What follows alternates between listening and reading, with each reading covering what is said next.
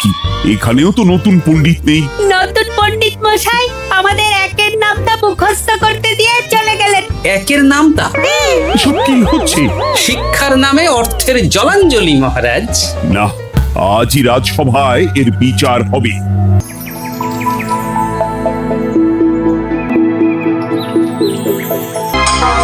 কি মন্ত্রী মশাই, আজকাল তো আমার কথা আর মনেই পড়ে না, ভুলে গেছেন নাকি? আরে না না ভগবান, তুমি হলে আমার তুরুপের তাস। ঠিক সময়ে ঠিক সুযোগ এলে তোমাকেই ডাকবো। একটু দেখবেন। হ্যাঁ হ্যাঁ, আরে নিশ্চয়ই নিশ্চয়ই। এই চলি রে, আবার রাজসভায় যেতে হবে।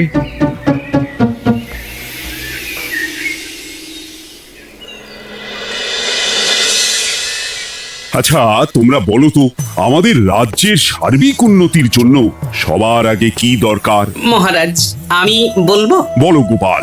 সততা আর শিক্ষা, এই দুটো জিনিস মানুষের মধ্যে থাকলে রাজ্যের উন্নতি কেউ আটকাতে পারবে না মহারাজ।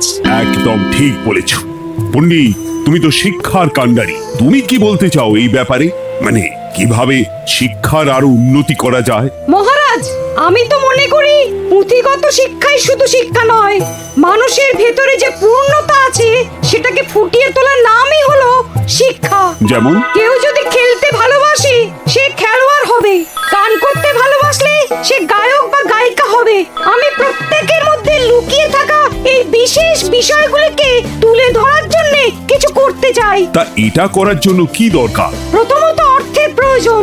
আমাদের আরো অনেক টুল খুলতে হবে, সেখানে এক একটা জায়গায় এক এক রকমের শিক্ষা প্রদান করা হবে। এটা ভালো প্রস্তাব। আমাদের রাজ্যে গায়ক, নৃত্যশিল্পী, অঙ্কন শিল্পী, খেলোয়াড় সব তৈরি হবে।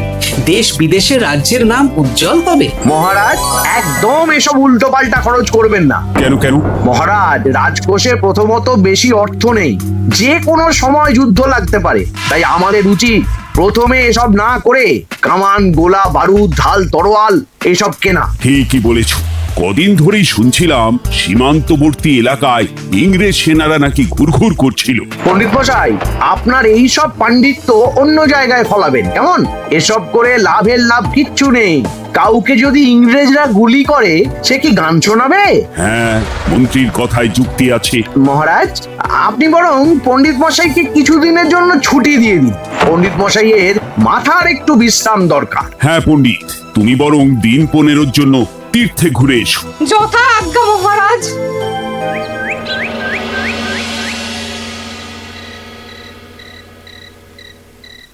শোনো ভগবান, সকালেই তুমি কাজের কথা বলছিলে, আমি এমন ছক কষেছি কালকে থেকেই তোমার জন্য একটা ভালো বেতনের কাজ জোগাড় করে দেব।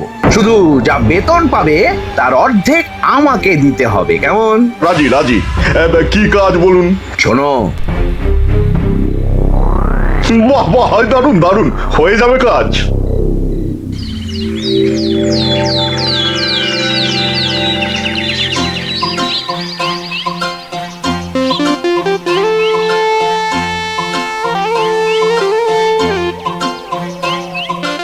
এই সকাল সকাল রাস্তায় ঘুরঘুর করছিস কেন? পড়াশুনো কি শিখেই তুলে দিয়েছিস? পণ্ডিত মশাই তীর্থে গেছেন, এখন আমাদের ছুটি। দুপুর বেলা ভাত, রাতের বেলা রুটি।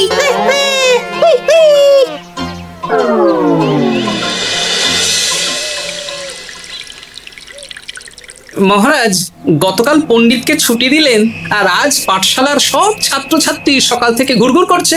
কি তাহলে তো মুশকিল। মুশকিল আসান করার রাস্তা আমার কাছে আছে মহারাজ। আমার সন্ধানে এমন একজন পণ্ডিত আছেন যিনি বহু ভাষাবিদ, অনেক পাণ্ডিত্য, দেশ বিদেশে শিক্ষাদান করেছেন। কিন্তু তাকে আমরা পাবো কোথায়? তিনি কৃষ্ণনগরে ঘুরতে এসেছেন। শুধু ওনাকে বেতনটা একটু বেশি দিতে হবে, এবং তিনি এই রাজ্যের যে কোনো মানুষের চেয়ে বেশি শিক্ষিত। তার পড়ানোর ধরনই আলাদা। সে কোথায়? আমি তাই ওনাকে আজকে রাজসভায় আসতে বলেছি। মহারাজ, আপনার সাথে একজন দেখা করতে এসেছেন। দেখুন মহারাজ, বলতে না বলতেই হাজির। ওনাকে ভিতরে আসতে বলো। আচ্ছা মহারাজ।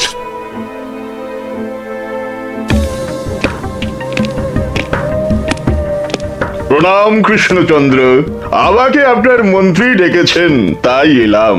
মন্ত্রীর সাথে কথা হয়েছে আমাদের রাজ্যের শিক্ষার উন্নতির ব্যাপারে। আমাদের মানে আপনি কি এই রাজ্যের? আমি এখন এই রাজ্যে আছি তো, তাই আমাদের রাজ্য বললাম। উনি সবাইকে আপন করে নেন। যাই হোক, তোমার শিক্ষার উন্নতির ব্যাপারে কি মতামত? মহারাজ, আমি এই রাজ্যের বিভিন্ন মোড়ের মাথায় টোল খুলতে চাই। তার জন্য অনেক অর্থের প্রয়োজন। তাতে কি উপকার হবে? ছাত্রদের জন্য তো নির্দিষ্ট পাঠশালা আছে। যখন শত্রুরা আক্রমণ করতে আসবে, তখন তারা দেখবে রাস্তার মোড়ে মোড়ে টোল, মোড়ে মোড়ে টোল। তারা বুঝতে পারবে এখানে সবাই শিক্ষিত। আর শিক্ষিত লোককে ক্ষমতার অধীনে রাখা কঠিন, যুদ্ধে জিতলেও শাসন করা মুশকিল। কারণ অশিক্ষিতকে বোকা বানানো সহজ, কিন্তু শিক্ষিতকে বোকা বানানো কঠিন। নতুন পণ্ডিত একদম ঠিক কথা বলেছে। কোনো বাইরের রাজা বা শত্রু আক্রমণ করার আগে 5 বার ভাববে। এই সেরেছে। গতকালই মন্ত্রী বলছিল শিক্ষার দরকার নেই, অস্ত্র কিনুন, আর আজকেই শিক্ষার পক্ষে কথা বলছে। ব্যাপারটা কেমন সন্দেহজনক, নজর রাখতে হচ্ছে। বেশ, আমি তোমার এই শিক্ষা সম্প্রসারণের প্রস্তাবে রাজি। মন্ত্রী, তুমি এই প্রকল্প দেখভাল করবে। আচ্ছা, কত খরচ হতে পারে একটা হিসেব করে আমাকে জানিও, আমি দিয়ে দেব। আচ্ছা মহারাজ, আপাতত 500 মোহর দিয়ে রাখুন, পরে যা লাগবে বলে দেব। উফ, সকালে এক পত্তন বাজার, বিকেলে এক পত্তন বাজার, আর পারি না। আরে হাত চালাও, হাত চালাও। বাবা, কাজ শুরু হয়ে গেল। হ্যাঁ, আর ছাত্রদের পাঠশালার কাছে যেতে হবে না। পাঠশালা ছাত্রদের বাড়ির কাছে চলে আসছে। যেখানে সেখানে পাঠশালা। এ তো যেখানে সেখানে শিক্ষা। ঠিক বলেছো। আজ থেকে আমি আর নতুন পণ্ডিত চালু করছি। ধরো শিক্ষা, মারো পেরে। শিক্ষাকে ছাত্রছাত্রীদের মধ্যে গেঁথে দিতে হবে। এতদিন জানতাম ধরতক্তা মার পেরে। এখন বদলে যাবে।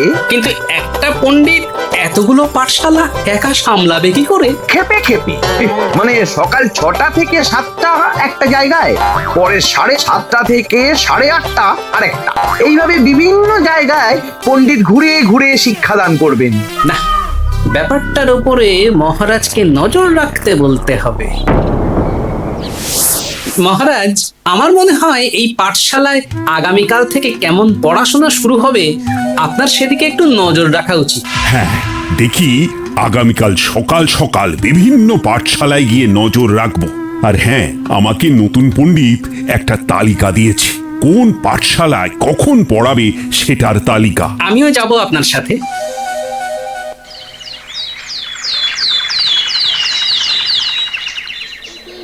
চামচিকি চামের কাটা মজুমদার ধে এলো দামোদর, দামোদরের হাঁড়ি কুড়ি, দুয়ারে বসে চাল কুড়ি। দেখি কুটি, তোরা এই কিরমিকির খাচ্ছিস? নতুন পণ্ডিত কোথায়? উনি তো এই মাত্র দক্ষিণের পাঠশালায় গেলেন। ন্যাপলা আর গুলটে আজ থেকে ওখানেই গেছে।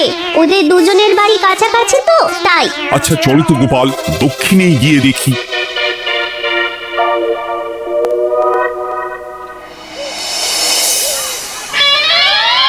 দেখি এখানেও তো নতুন পণ্ডিত নেই। নতুন পণ্ডিত মশাই আমাদের একের নামটা মুখস্থ করতে দিয়ে চলে গেলেন। একের নামটা? এসব কি হচ্ছে? শিক্ষার নামে অর্থের জলাঞ্জলি মহারাজ। না, আজই রাজসভায় এর বিচার হবে। মন্ত্রী, আমি যা দেখলাম তাতে শিক্ষা তো কদিন পরে লাটে উঠবে। আমার এক ভাগ্নি তো আজ পাঠশালায় গিয়ে লুকোচুরি খেলেছে। নামমাত্র পড়াশুনো আর বাকি সময় খেলা, এভাবেই বয়ে গেল বেলা। মন্ত্রী, এই তোমার নতুন পণ্ডিতের দৌড়। মহারাজ, একজনের পক্ষে এতগুলো পাঠশালায় শিক্ষাদান তো সম্ভব নয়। তার জন্য তো আরো পণ্ডিতের প্রয়োজন, আর তার জন্য চাই আরো অর্থ। আবার অর্থ? শুধু মহারাজের অতিরিক্ত অর্থ খরচ হবে বলে আমি আগে এই প্রস্তাবটা রাখিনি। বেশ, তা আর পণ্ডিত কোথায় পাবে? আমাদের নতুন পণ্ডিতের কাছে অনেক পণ্ডিতের সন্ধান আছে। উনি একটা হাঁক মারলেই সব চলে আসবে। বেশ, তাহলে তাই ব্যবস্থা করো। এভাবে শিক্ষার অবনতি আমি চোখে দেখতে পারবো না। আরো 300 মোহর লাগবে। পেয়ে যাবে। কিন্তু দিনে দুপুরে ডাকাতি, ব্যাপারটা ধরতে হবে। কিছু একটা ঘটতো আছেই। আর নতুন পণ্ডিতদের যদি কোথাও একটু থাকা খাওয়ার ব্যবস্থা করা যায় তাহলে ভালোই হয়। রাজবাড়ির অতিথিশালা তো আছেই, ওখানেই না হয় ব্যবস্থা করে দেব।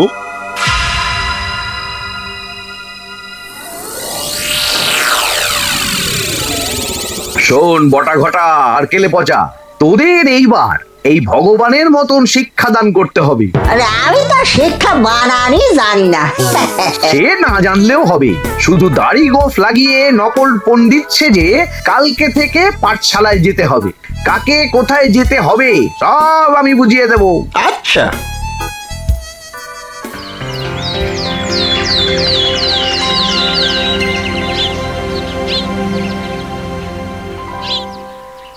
আচ্ছা বল তো, গতকাল তোদের বাড়িতে কি কি রান্না হয়েছিল? ভাত, মসুর ডাল আর লাউ ঘন্ট। লাউ ঘন্টের মধ্যে চিংড়ি ছিল? না,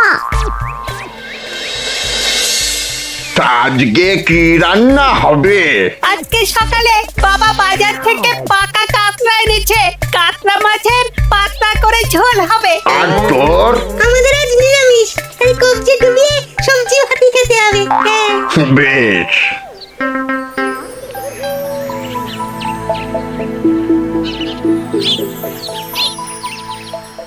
বল, আজকে তোরা কি কি শিখলি? আমি লাউ ঘন্ট। আমি সবজি ভাত। আমি কাতলা মাছ। কি বলছিস কি? আজকে তো পাঠশালায় এই সব আলোচনাই হয়েছে। এবারে ব্যাপারটা একেবারে সহ্য সীমার বাইরে চলে যাচ্ছে। দাদু, আমাদের আগের পণ্ডিত মশাই ভালো ছিলেন। উনি কোথায় চলে গেলেন? মন্ত্রী মশাই ছলে বলে কৌশলে ওনাকে তীর্থে পাঠিয়েছেন। না, এখন আমাকে মন্ত্রী মশাইয়ের উপরে নজর রাখতে হবে।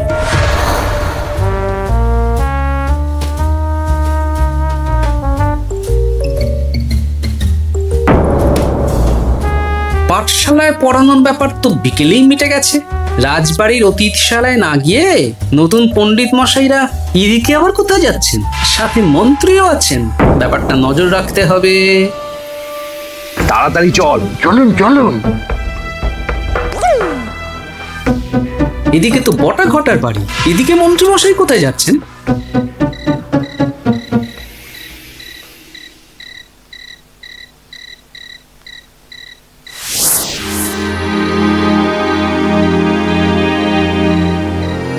তারপর তোমরা সবাইকে কি শিক্ষা দিলে? শিক্ষে স্যার, আমাদের শিক্ষা নেই, চুরি করে দিন চলে। আমি কি করে শিক্ষা দেব? আরে ছাইপাশ দাড়ি গোঁফ থাকলে কি কুটকুট করে। তা বলেছিস বটা। আরে আরে আহারে করছিসটা কি? ভালো রোজগার পাতি কি তোদের সহ্য হচ্ছে না নাকি? ভগবানকে দেখ, সেই কবে থেকে দাড়ি গোঁফ লাগিয়ে পণ্ডিত মশাই সেজে আছেন। আমারও প্রথম দিন একটু সমস্যা হচ্ছিল, এখন সামলে নিয়েছি। আর আমাদের এই সব আলোচনা একদম করা উচিত না। বলছি মন্ত্রীমশাই, আমি কি শুধু এই পাঠশালাতেই পণ্ডিতের অভিনয় করব, নাকি রাজসভায় বসার সুযোগও পাবো? কালকেই এই ব্যাপারটা দেখছি। আগে তোমাকে রাজসভায় ঢোকাবো, তারপর এক এক করে বটা ঘটা কেলে পচা সব আমার দলের লোককে রাজসভায় ঢুকিয়ে নেব। আর রাজসভার বাকি সদস্যদের ফাঁকা করে দেবেন। একদম তাই। মহারাজ সহজ সরল মানুষ, এটাই একটা বড় সুবিধা। আচ্ছা, এই ব্যাপার। ঠিক আছে, আমি কদিন পরে ঠিক সময়ে একদম হাটে হাড়ি ভাঙবো।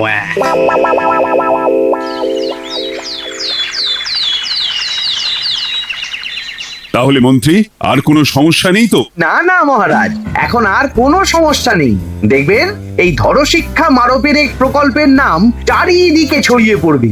আমার তো মনে হয় একটু পাঠশালাতে বিজ্ঞান নিয়েও আলোচনা করা উচিত। হবে হবে, সব হবে। এখনো সব বাচ্চারা অজ্ঞান হয়ে আছে। আগে শিক্ষায় জ্ঞান ফিরুক, তারপরে না হয় বিজ্ঞান নিয়ে আলোচনা করবে। বিজ্ঞানী তো প্রস্তাবটা খারাপ রাখেনি। তুমি কি বেশি বোঝো? তাহলে তুমিই তো বিজ্ঞান শেখাতে পারো।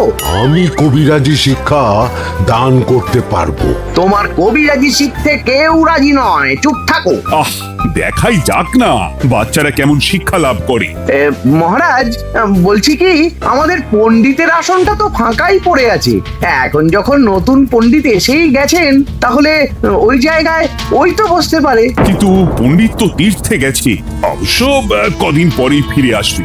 ও আসুক, তারপর না হয় আলোচনা করে একটা সিদ্ধান্ত নেব। পণ্ডিত মশাই না হয় এসে পুজো পাঠটাই করুক, কিন্তু রাজসভায় এরকম ফাঁকা থাকলে কেমন একটা লাগে। বেশ, তাহলে তাই হোক। কালকে থেকে নতুন পণ্ডিত আমাদের পুরনো পণ্ডিতের জায়গায় বসবে। এইভাবে রাজসভা ফাঁকা করে যেতে হবে, তাহলে একদিন সবাই আমার পক্ষেই কথা বলবে, আর শেষে রাজাকেই সরিয়ে দেব।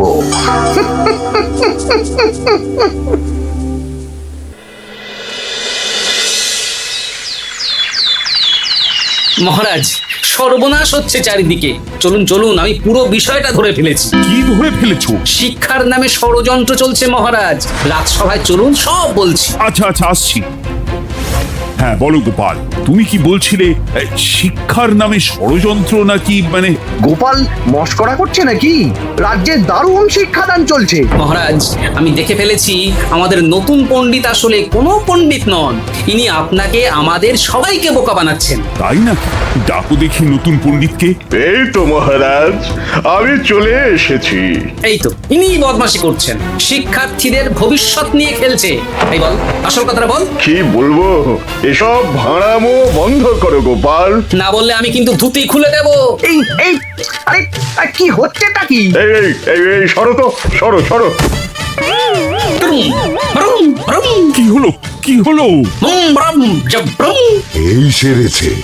গোপাল এসব কি বলছে? বলুন। ভুল বকছে কেন? ব্রুম, ব্রুম। গোপাল, তোমার কি হলো গো? কি বলছো তুমি? আমার কাছ আয়ন। বৈদ্য, তুমি একটু দেখো তো গোপাল ঠিক আছে তো?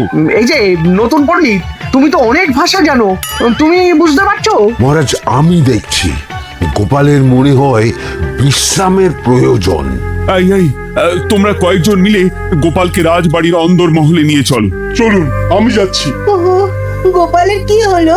মাথায় লেগে গেল? ভাষা চলে গেল? সব এই নতুন পণ্ডিতের জন্য।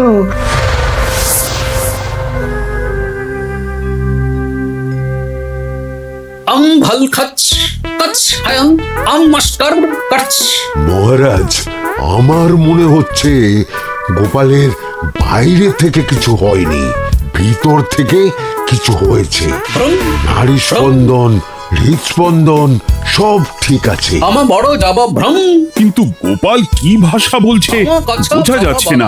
নতুন পণ্ডিত, একবার চেষ্টা করে দেখো না। আমার কাছে হয় না। এসব তো আমি কিছুই বুঝতে পারছি না মহারাজ। আপনি যে এত দেশ বিদেশে ঘুরেছেন, আপনি বুঝতে পারছেন না? এ আমার এখতিয়ারের বাইরে। তোমার বাকি পণ্ডিতদের নিয়ে আসো তো, যারা পাঠশালায় পড়ায়। আমি বুঝতে পারছি না, বটা ঘটা কেলে পচা কি বুঝবে? আমার বড় জবাব ভ্রম। চপ করো ঘট, নল খাবো মরব। তাই কিছুই তো বুঝতে পারছি না। রাজসভায় কাউকে না দেখতে পেয়ে এখানে এলাম। ওই তো আমাদের পুরনো পণ্ডিত চলে এসেছে। শুনলাম গোপালের নাকি কি হয়েছে। এই পণ্ডিত, তুমি দেখো তো গোপালের নতুন ভাষা উদ্ধার করতে পারো কিনা। কি গোপাল, তুমি কি ভাষায় কথা বলছো? আমার মতর ভাষ কত বলো। ওই দেখো, আবার কি সব বলছে।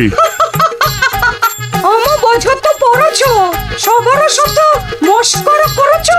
তম ঠ ধরছ। হ্যাঁ, এই পণ্ডিত, এটা কি ভাষা? ঘাবড়াবেন না মহারাজ, এটা পাতি বাংলা ভাষা। বাংলা ভাষা? গোপাল শুধু আকার ইকার উকার আর বেশিরভাগ স্বরবর্ণ বাদ দিয়ে কথা বলছে। মানে গোপাল তম কছ কছ বলো। আমার নাম গোপাল ভর। মহারাজ, গোপাল বলল আমার নাম গোপাল ভর। আমা অত বকনা মহারাজ। এর মধ্যে আকার ইকার উকার এসব বসিয়ে দেখুন তো কি হয়। আমার নাম গোপাল ভাঁড়। আমার নাম গোপাল ভাঁড়। অত, আমি অত।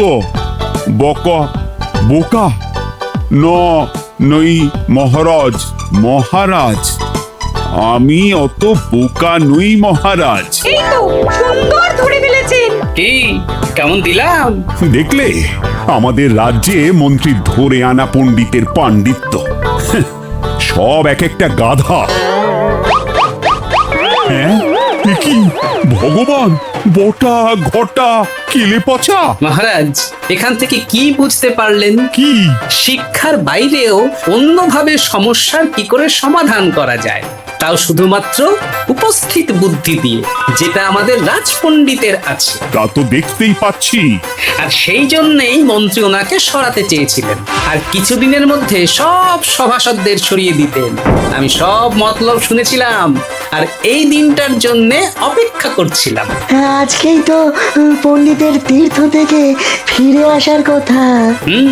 তাই আজকে এই ছোট্ট নাটকটি করলাম। এবার মন্ত্রী আর এই চারজন নকল পণ্ডিতকে আচ্ছা করে কারাগারে গিয়ে ধোলাই দাও। ধোলাই হলো ওনাদের জন্য উপযুক্ত এবং উচিত শিক্ষা।